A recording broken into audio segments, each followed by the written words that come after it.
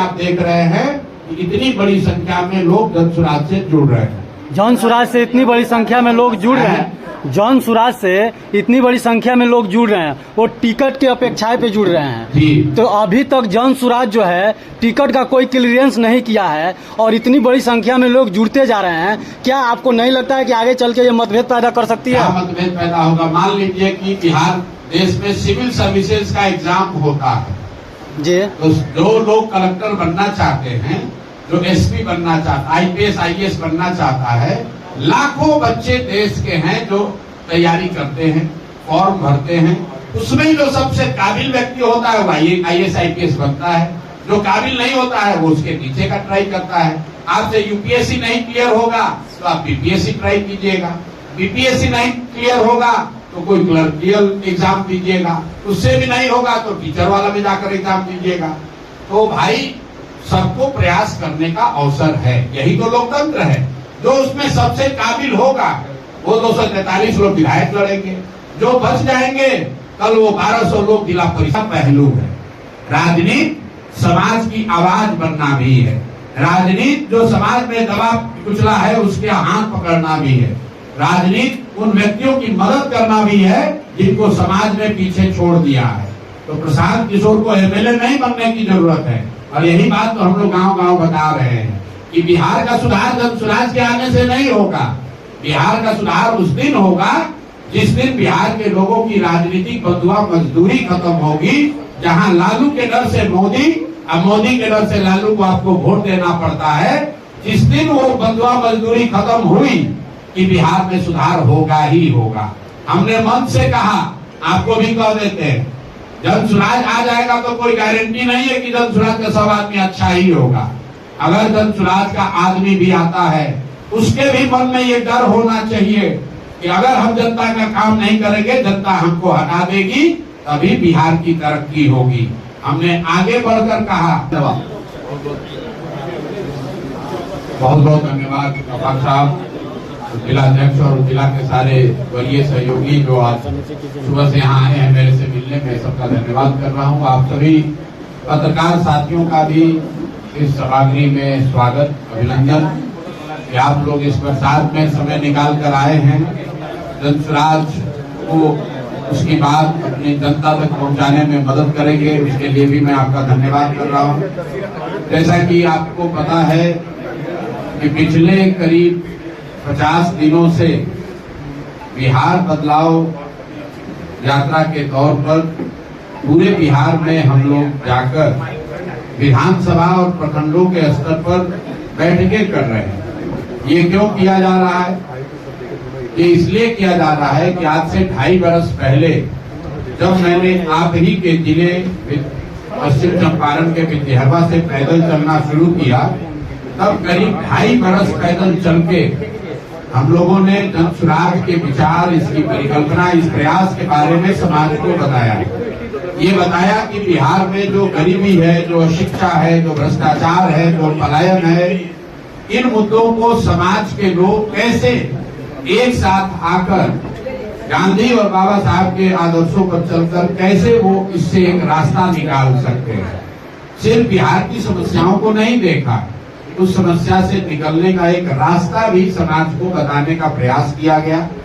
उसी प्रयास का नतीजा है कि करीब करीब 5500 गांव में मैं खुद गया, पैदल चल कर गया, और उसके बाद 2.5 वर्ष में करीब 1 करोड़ लोगों ने ये तय किया कि बिहार में एक बेहतर और सशक्त ईमानदार विकल्प की जरूरत है।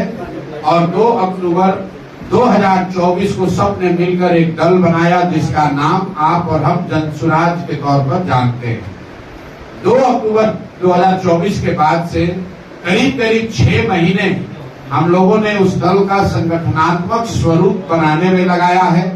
आज मैं आपको यकीन से कह सकता हूं कि बिहार में राजनीतिक संगठन के तौर पर जन सुराज से बड़ा राजनीतिक संगठन कोई नहीं है। आपके पास विधायक मंत्री ज्यादा हो सकते हैं, आपके पास सांसद हो सकते हैं, लेकिन कार्यकर्ताओं और सदस्यों के तौर पर जन सुराज आज बिहार का सबसे बड़ा आउटफिट है। भाजपा का यहाँ दावा है कि उनके करीब करीब 70 लाख प्राथमिक सदस्य हैं, जन सुराज को 1 करोड़ लोगों ने मिलकर बनाया है और बनाने के बाद हर महीना करीब करीब 3 से 3.5 लाख लोग बजाबता 10 रुपया पैसा देकर हर महीना जन सुराज की प्राथमिक सदस्यता लेते हैं। तो पिछले महीने तक करीब करीब 1.25 करोड़ बिहार के लोग जन सुराज से सीधे तौर पर जुड़े हुए हैं।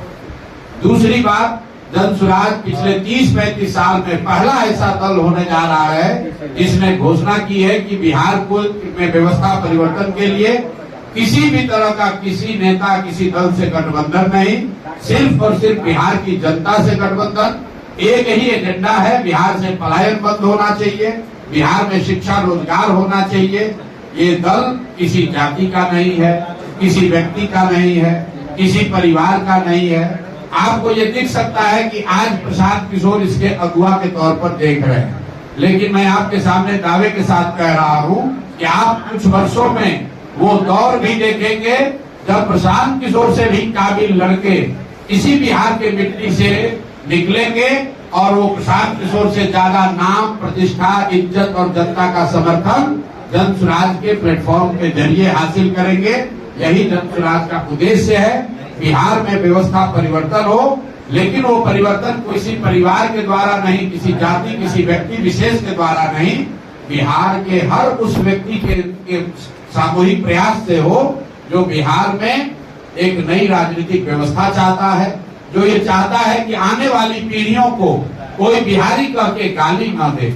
हम लोग आपने देखा होगा पिछले 2.5 बरस में मैंने बिहार में एक चीज प्रस्थापित करने की कोशिश की है कि किसी दल का, किसी व्यक्ति का, किसी नेता का नारा नहीं लगाना है। ये बात बहुत लोगों को समझ में नहीं आती है कि मैं जय जय बिहार क्यों कहलवाता हूँ। वो इसलिए कि बिहारी शब्द ही गाली बन गया, बिहारी कहे जाना अपने आप में शर्म की बात हो गई है। तो ये हम लोग का संकल्प है और हर बिहारी का ये संकल्प होना चाहिए कि जब तक बिहारी कहे जाना गौरव की बात न हो, तब तक बिहार को इस दुर्दशा में पहुंचाने वाले नेताओं का, दल का कभी हम लोग नारा नहीं लगाएंगे। उसमें प्रशांत किशोर भी शामिल है। अगर हम भी पहले सजग हुए होते, हमने भी पहले प्रयास किया होता, तो शायद बिहार की ये दुर्गति नहीं होती। इसीलिए किसी व्यक्ति, किसी दल का नारा नहीं, सिर्फ और सिर्फ अपनी धरती, अपने इस मातृभूमि का नारा लगाते हैं हम लोग। जय बिहार, जय जय बिहार। अब आपके जो सवाल है वो आप सवाल कर सकते हैं। बहुत बहुत धन्यवाद। महागठबंधन अभी बिहार में सत्ता में नहीं है, लेकिन कल रोजगार मेला का आयोजन किया है पूरे बापू सभागार में। सर, किस नजरिए से आप देख रहे हैं इस चुनाव पे बेरोजगार युवा उधर आकर्षित होते हैं अपने? मेरे भाई, आकर्षित होना नहीं होना वो बिहार के युवाओं पर छोड़ दीजिए। बिहार का युवा इतना मूर्ख नहीं है जितना कि राजनीतिक दल और आप जैसे कुछ पत्रकार समझते हैं। बिहार का युवा इतना मूर्ख नहीं है। जिस महागठबंधन की आप बात कर रहे हैं, कांग्रेस का बिहार में करीब 40-45 साल शासन रहा। देश का सबसे गरीब और पिछड़ा राज्य बिहार कांग्रेस के राज में बना। जिस महागठबंधन की आप बात कर रहे हैं उसका नेतृत्व लालू जी और तेजस्वी यादव कर रहे हैं। ये लोग पिछले 15 साल, 30-35 साल में 15 साल खुद मुख्यमंत्री रहे। 3 साल तेजस्वी यादव स्वयं से उप मुख्यमंत्री रहे। तो उन्होंने कितने रोजगार दिए हैं, बिहार की क्या दुर्दशा उन्होंने की है, ये प्रशांत किशोर को बताने की जरूरत नहीं है। पूरा समाज जानता है कि लालू जी के कालखंड को जंगल राज कहा गया और पश्चिम चंपारण से ज्यादा इस बात को कौन जानता है। किस दुर्दशा में यहाँ पर लोग रह रहे थे। शायद देश का एकमात्र बस का, पूरे बस का यात्रियों के साथ अपहरण की घटना अगर मुझे ठीक याद है तो इसी जिला में लौरिया के पास हुई थी। क्या उस दौर को आप वापस लाना चाहते हैं? ये रोजगार मेला और कलम बांटना, किसी ने कहा कि तेजस्वी यादव कलम बांट रहे हैं, तो हमने कहा भाई तेजस्वी यादव कलम वाले नहीं, कट्टा वाले नेता हैं। जब तेजस्वी यादव और राजद की सरकार थी तो बिहार की पहचान कट्टा बनाने वाले राज्य के तौर पर होती है। अब क्यों कलम बांट रहे हैं हम आपको बता देते हैं। कोई जब आप सुनते हैं कहानी, शेर बूढ़ा हो जाता है, शिकार करने की क्षमता खत्म हो जाती है, तो सुने न सोना का कंगन दिखाता था। उसी तरह तेजस्वी यादव जैसे लोग कलम दिखाकर लोगों को भ्रमित करना चाहते हैं ताकि आप फंसिए। जिस दिन आपको फंसाकर सत्ता में आया तो अब उसका कैरेक्टर चरित्र नहीं बदला है, फिर आकर आपको खाएगा ही खाएगा, फिर यहाँ आकर रंगदारी अपहरण भ्रष्टाचार ही करेगा और जनता उसमें फंसने वाली नहीं है। सर अभी वृद्धा पेंशन जो है मुख्यमंत्री के द्वारा बढ़ाया गया जी, तो उस पर और उसका बिल्कुल स्वागत करते हैं। बिजली बिल जो फ्री आ रहे हैं, उस पे आ रहे हैं। वृद्धा पेंशन बढ़ के 1100 हुआ है, इसका स्वागत करते हैं। लेकिन आपको ये समझने की बात है कि 20 बरस से नीतीश कुमार मुख्यमंत्री हैं, उन्होंने 400 के पेंशन को कभी बढ़ाकर 410 रुपया नहीं किया। लेकिन 3 बरस ये जन स्वराज का प्रयास है। प्रशांत किशोर की ताकत नहीं है, लोगों की ताकत है। जब ये दिखा जन सत्ता के सत्ताधारियों को एक नया विकल्प आ रहा है, जो ये बात कर रहा है कि 400 रुपया तो भीख से भी बदतर है, आज के जमाने में भीख से भी बदतर है। और जन स्वराज की अगर व्यवस्था बनेगी तो 2000 रुपया किया जाएगा। उसके बाद राजद ने घोषणा की कि हम लोग आएंगे तो 1500 करेंगे। और नीतीश कुमार और एनडीए की सरकार इतना घबराई है, भाजपाई और जदयू, इन्होंने घबराहट में 1100 किया है। लेकिन ये बहुत अच्छी बात है, श्रेय किसी को मिले, लोगों का फायदा होना चाहिए। हम लोग के लिए सबसे बड़ी बात क्या है, बिना कोई एक चुनाव लड़े हुए बिहार के लाखों लोगों का पेंशन अगर हम लोग बढ़वा के 400 से 1100 कर दिए, यही तो राजनीति है। हम लोग रोज बताते हैं कि हमारे लिए राजनीति सिर्फ एमएलए एमपी बनना नहीं है। हम लोग यहाँ पर चुनाव लड़ने जीतने सिर्फ नहीं आए हैं। चुनाव राजनीति का एक छोटा, अगर जन स्वराज से भी किसी गलत व्यक्ति को टिकट मिल जाए, उसको भी आप लोग वोट मत दीजिए। हर हालत में बिहार में अच्छे आदमी जीतने चाहिए, अच्छे नेता जीतना चाहिए। जन स्वराज जीते या न जीते, जिस दल से भी अच्छा आदमी खड़ा है उसकी आप लोग मदद कीजिए, उसको जिताइए। जन स्वराज से अगर अच्छा कैंडिडेट नहीं है तो उसको भी हराइए। ये ताकत सिर्फ जन स्वराज की है। हम ही लोग ये बात कह रहे हैं कि अगर जन स्वराज का कैंडिडेट अच्छा नहीं है, उससे बढ़िया कोई आदमी खड़ा है, आप लोग उसको वोट दीजिए। हर हालत में बिहार जीतना चाहिए। जन स्वराज जीते या न जीते, बिहार जीतना चाहिए। और बिहार तब जीतेगा जब आप और हम अच्छे प्रतिनिधियों का चुनाव करेंगे। सर कुछ लोगों का कहना है कि सवाल का जवाब चाहता हूँ। क्या मैं चंपारण जिला से रिंकू कुमार मिश्रा 2 सवाल का जवाब चाहता हूँ। आप कहते हैं तेजस्वी यादव 9वीं फेल है, उनको मुख्यमंत्री बनने की काबिलियत उनमें नहीं है। दूसरी बात मैंने नहीं कही, ये आपका शब्द है।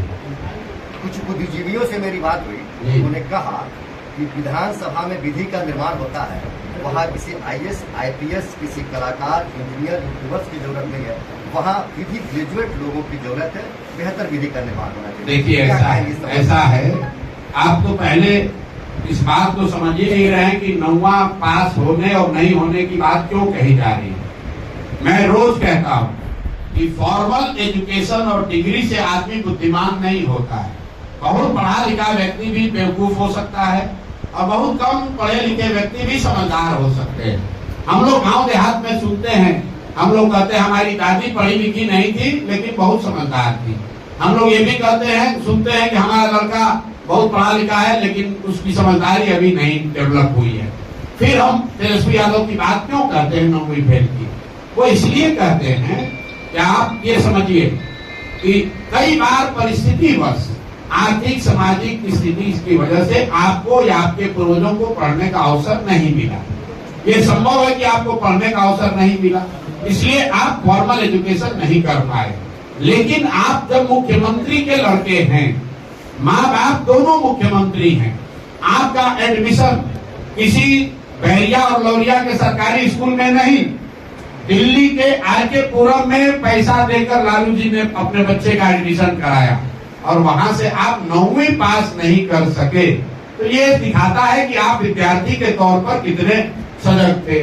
कुछ लोगों का ये कहना है, तेजस्वी जी ने ये कहा कि भाई हम तो क्रिकेट खेलते थे, तो चलिए उन्हीं की बात मान लीजिए।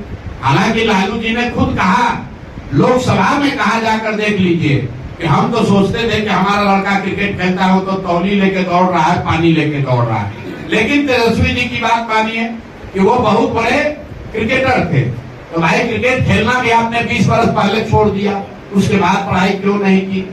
आप और हम गांव में जाते हैं, हमको महिलाएं आपको भी मिली होंगी, मैं पूछता हूँ दीदी कितना पढ़े हैं, तो महिला बताती है कि हमने ग्रेजुएट किया है।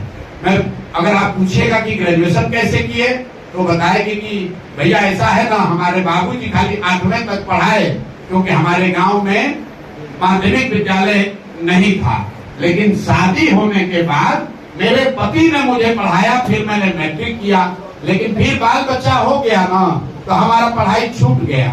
फिर 10 बजे जब बाल बच्चा बड़ा हुआ तो कॉरेस्पॉन्डेंस में भैया हमने नाम लिखाया, क्योंकि हमारे मन में था कि हमको ग्रेजुएट करना है। ये क्या दिखाता है?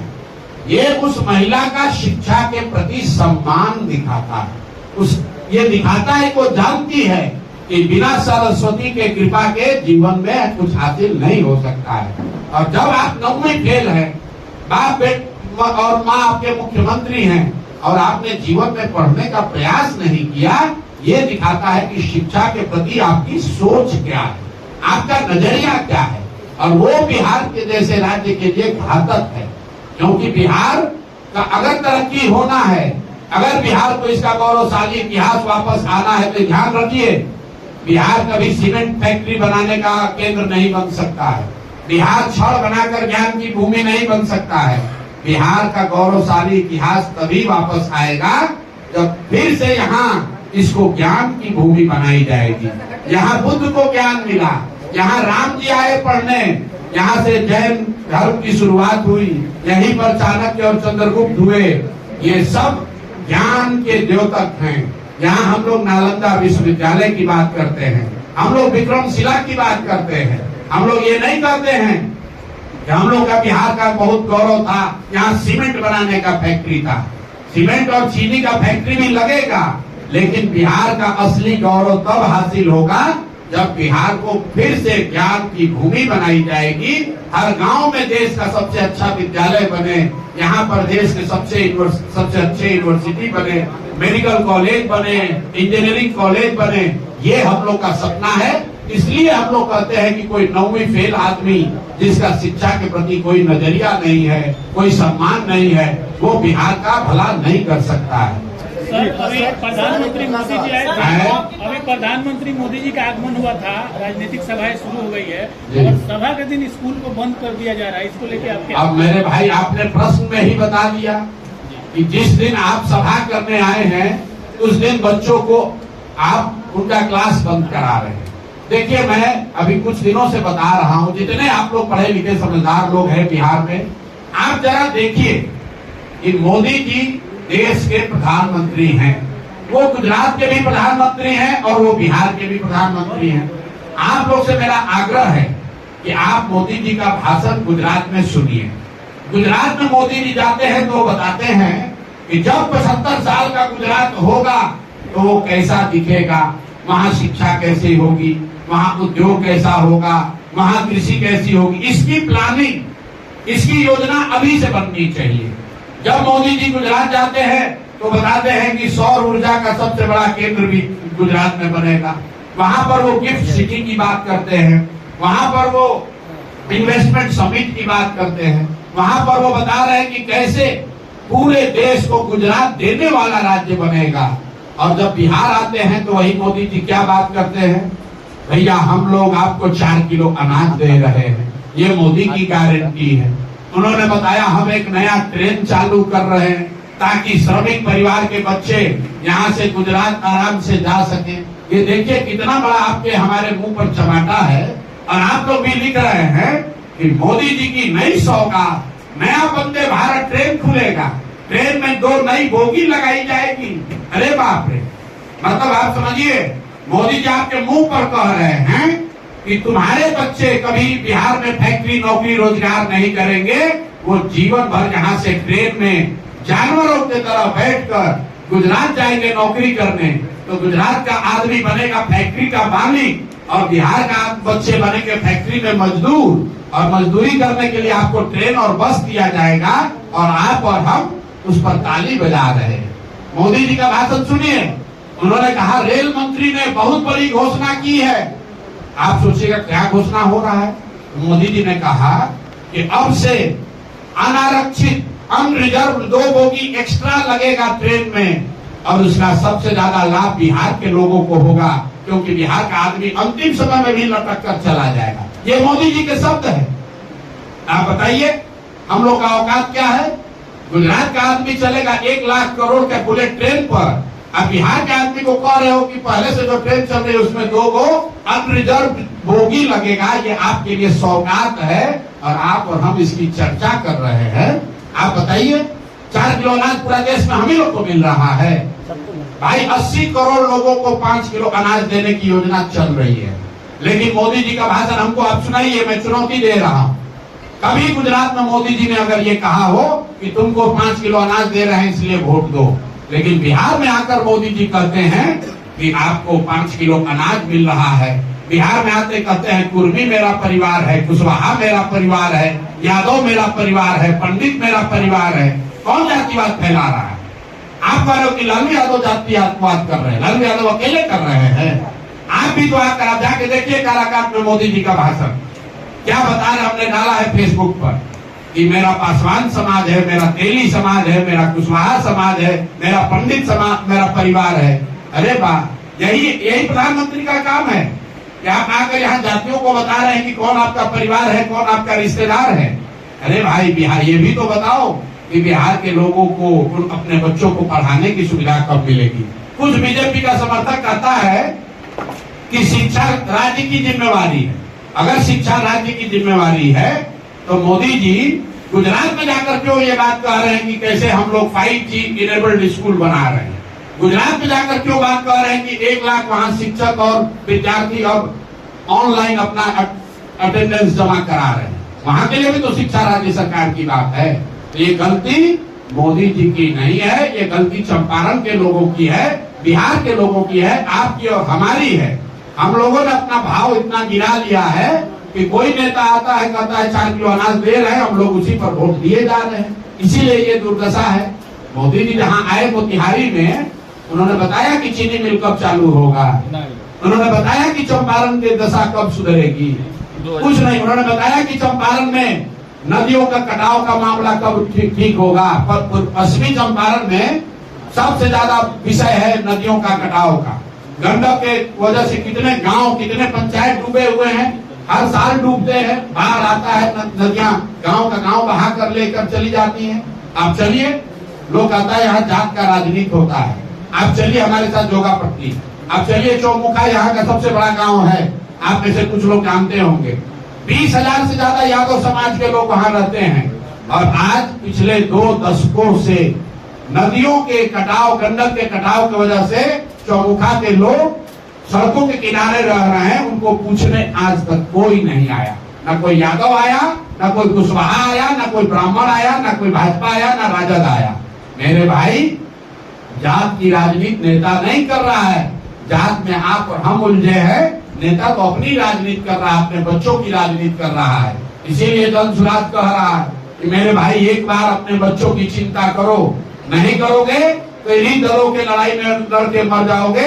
तुम्हारे बच्चों को भी मजदूरी करनी पड़ेगी, बिहार को का सुधार नहीं होगा। यही बात हम लोग सबको बता रहे हैं। दूसरी पार्टियों के द्वारा जातीय समीकरण को साधने के लिए गठबंधन किया जाता है, तो क्या भविष्य में जन सुराज भी गठबंधन कर सकते हैं? एक बार पहले ही बोल दिए, जब हम लोग का गठबंधन बिहार के लोगों से है, बिहार के गरीबों से है, बिहार में बदलाव चाहने वालों से है। बिहार में 60% से ज्यादा लोग बदलाव चाहते हैं, वो किसी जाति के हो, किसी धर्म के हो, किसी दल के हो, किसी क्षेत्र के रहने वाले हो। आप बताइए कि 60% से ज्यादा किसकी आबादी है? तो हम लोगों का जब गठबंधन हो गया 60% उन लोगों से जो कि बिहार में बदलाव चाहता है, तो हम 60% छोड़कर किसी जाति विशेष से क्यों गठबंधन करेंगे? सर बोला जाता है सर, युवाओं को पार्टी में मतलब सर, युवा लोगों को जब टिकट का बात आता है तो किसी भी पार्टी में 5% युवा को भी टिकट नहीं मिल पाता है। जबकि क्रांति का बात होता है, जन सैलाब का बात होता है, रैली का बात होता है, तो युवाओं को खड़ा करा दिया जाता है। इस बार 2025 में जन सुराज पार्टी से कितने % युवाओं को सर टिकट मिला? कोई युवा का रिजर्वेशन नहीं है। बिहार में जन सुराज से काबिल लोगों को, सही लोगों को टिकट मिलेगा। वो आदमी युवा हो या बुजुर्ग हो, महिला हो या पुरुष हो, हम लोग काबिल लोगों को आगे बढ़ाना चाहते हैं। और मैं ऐसा समझता हूँ कि युवाओं को यहाँ टिकट पाने के लिए रिजर्वेशन की जरूरत नहीं है। सिर्फ इस बात की जरूरत है कि पैसे और जाति के आधार पर उनके पिताजी क्या करते हैं इस आधार पर उनके साथ डिस्क्रिमिनेशन न हो, क्योंकि बिहार में पिछले 30 वर्ष में सिर्फ और सिर्फ 1250 परिवार के लोग ही MP विधायक बने हैं। इस बात को याद रखिए। सभी दलों में 30 वर्ष में जो भी विधायक बना, मंत्री बना, सांसद बना, वो सिर्फ 1250 परिवार के लोग ही बने हैं। हम लोग को लगता है कि खाली लालू जी का एक परिवारवाद है, ऐसी बात नहीं है। हर जगह परिवारवाद है। हर क्षेत्र में 4-5 परिवार हैं, वही घूम फिर के राजनीति करते हैं, उन्हीं के बच्चे सांसद विधायक बनते हैं। उसी को तोड़ने के अभियान का नाम है जनसुराज, क्योंकि यहाँ पर आपके बाबूजी विधायक हैं कि नहीं इसका कोई चिंता नहीं है, आपके पास पैसा कितना है इसकी चिंता नहीं है। लेकिन अगर बिहार को सुधारने का जज्बा है, काबिलियत है, तो आपको जनसुराज में जगह मिलेगी और जनसुराज आपकी मदद भी करेगा। इसीलिए आप देख रहे हैं कि इतनी बड़ी संख्या में लोग जनसुराज से जुड़ रहे हैं। जनसुराज से इतनी बड़ी संख्या में लोग जुड़ रहे हैं, जनसुराज से इतनी बड़ी संख्या में लोग जुड़ रहे हैं, वो टिकट की अपेक्षाएं पे जुड़ रहे हैं जी। तो अभी तक जनसुराज जो है टिकट का कोई क्लियरेंस नहीं किया है और इतनी बड़ी संख्या में लोग जुड़ते जा रहे हैं। क्या आपको नहीं लगता है कि आगे चल के ये मतभेद पैदा कर सकती है? मतभेद पैदा होगा। मान लीजिए कि बिहार देश में सिविल सर्विसेज का एग्जाम होता है जी, तो जो लोग कलेक्टर बनना चाहते हैं, जो SP बनना चाहता, IPS IAS बनना चाहता है, लाखों बच्चे देश के हैं जो तैयारी करते हैं, फॉर्म भरते हैं। उसमें जो सबसे काबिल व्यक्ति होता है वो IAS IPS बनता है, जो काबिल नहीं होता है वो उसके नीचे का ट्राई करता है। आपसे UPSC नहीं क्लियर होगा तो आप BPSC ट्राई कीजिएगा, BPSC नहीं क्लियर होगा तो कोई क्लर्कियल एग्जाम दीजिएगा, उससे भी नहीं होगा तो टीचर वाला में जाकर एग्जाम दीजिएगा। तो भाई सबको प्रयास करने का अवसर है, यही तो लोकतंत्र है। जो उसमें सबसे काबिल होगा वो 243 लोग विधायक लड़ेंगे, जो बच जाएंगे कल वो 1200 लोग जिला परिषद लड़ेंगे, उससे भी लोग बच जाएंगे तो 8500 मुखिया और 8500 सरपंच लड़ेंगे, उससे भी नीचे के लोग होंगे वो वार्ड सदस्य लड़ेंगे। हमने कहा है कि बिहार से विधायक बदलने से नहीं सुधरेगा, मुख्यमंत्री मंत्री बदलने से नहीं सुधरेगा। बिहार तब सुधरेगा जब 5-7 हजार अच्छे लोग मुखिया बनेंगे, जब 20-25-50 हजार लोग अच्छे लोग वार्ड सदस्य बनेंगे। तो जनसुराज में सबकी जगह है। कोशिश होगी कि जिसमें भी जो क्षमता है उसकी क्षमता के अनुसार और समाज में स्वीकार्यता के हिसाब से उसको वो मौका दिया जाए ताकि वो आगे बढ़कर समाज में कुछ कर सके। सर थोड़ा सा काबिलियत का परिभाषा ये है जिसके साथ जनता खड़ी है वो काबिल है। कल स्थानीय सांसद जी ने आपके बारे में अच्छी बात है। तो जो महिला फार्म भर रही हैं उसको आप लोग भी बताइए कि माई बहन योजना लागू करने वाले दल जो हैं, पहले हैं तेजस्वी यादव। तो तेजस्वी यादव को तो ज्यादा कुछ समझ है नहीं, आप लोग जरा उनके लिए गणना करके बता दीजिए कि बिहार में 6 करोड़ महिलाएं रहती हैं। अगर उसमें 1-1.5 करोड़ जो नाबालिग महिला है, बच्ची है, उसको अगर हटा भी दें, 4.5 करोड़ 5 करोड़ महिलाओं को अगर आप 2,500 रुपया हर महीना देंगे तो साल में 1,50,000 करोड़ से ज्यादा पैसा लगेगा। बिहार सरकार का ये बजट ही नहीं है। तो भैया जो बजटे नहीं है तो कैसे, मतलब आपके जेब में है 100 रुपया और आप कह रहे हैं कि हम 200 रुपया का सामान खरीदेंगे, तो दुकान वाला क्या कहेगा? 2 थप्पड़ मार के भगा देगा। तो भैया जब पैसा होगा तब आना। लेकिन एक गंभीर बात समझिए, कांग्रेस वाले भी इसमें शामिल हैं। तो हमने एक चुनौती दी है देश में अपने आप को बहुत बड़े अर्थशास्त्री समझने वाले और हैं भी, पी चिदम्बरम जी को, कांग्रेस को पी चिदम्बरम को बिहार में लाना चाहिए और चिदम्बरम जी आकर बिहार के लोगों को ये समझा दें कि कैसे बिहार के बजट से, बिहार के संसाधन से बिहार में सभी महिलाओं को 2,500 रुपया महीना दिया जा सकता है।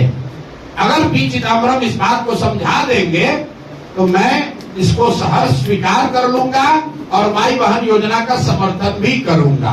लेकिन पी चिदम्बरम आकर बिहार में कांग्रेस की ओर से ये समझा दें कि 2500 रुपया प्रति माह के हिसाब से अगर बिहार की महिलाओं को पैसा दिया जाएगा तो कैसे दिया जाएगा।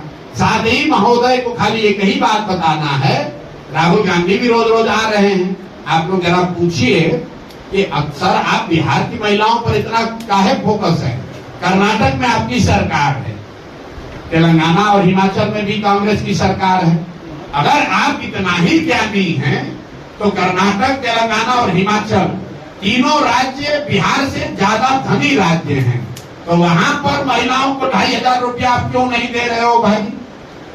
ये तो यक्ष प्रश्न है भाई। कर्नाटक में महिलाओं को 2500 रुपया क्यों नहीं दिया जा रहा है? तेलंगाना में क्यों नहीं दे रहे हो? हिमाचल में क्यों नहीं दे रहे हो?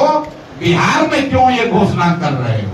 बिहार में इसलिए कर रहे हो कि वही बात है, बूढ़ा शेर कंगन दिखाकर किसी को जाल में फंसाना चाहता है, क्योंकि बिहार का बजट है 3.25 लाख करोड़, उसमें योजनाओं के लिए उपलब्ध है 1 लाख करोड़, और भाई साहब लोग बता रहे हैं कि 1.5 लाख करोड़ रुपया हर साल महिलाओं को दे देंगे। आपने कांग्रेस का ऐड देखा